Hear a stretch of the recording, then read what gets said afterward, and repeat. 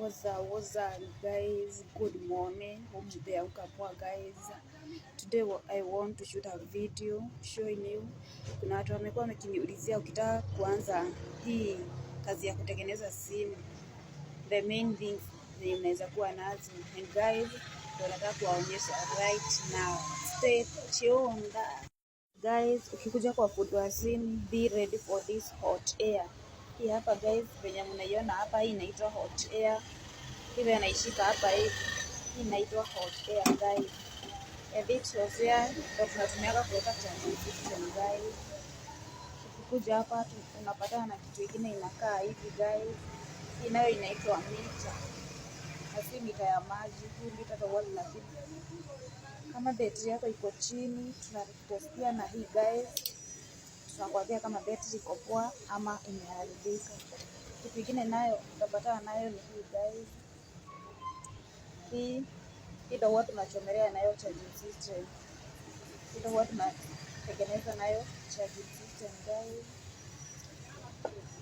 Na hii ingine hapa guys, usikansi hapa.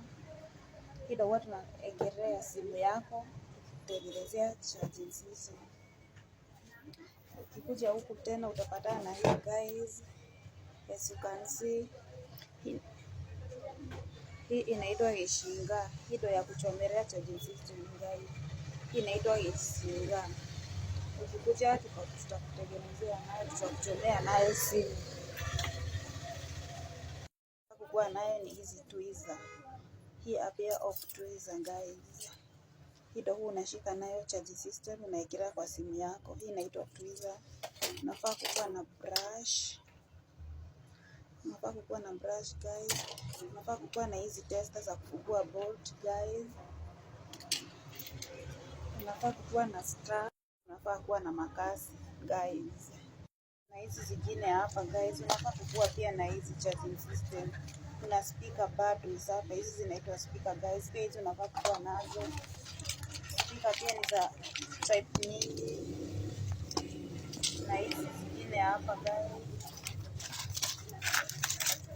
Na hizi zingine hapa guys, hizi ndo tunaitaka charging system. As you can see, ndo tunaitaka charging system. Na hii kuna hii type pia ya, kuna hii type pia guys ya Samsung.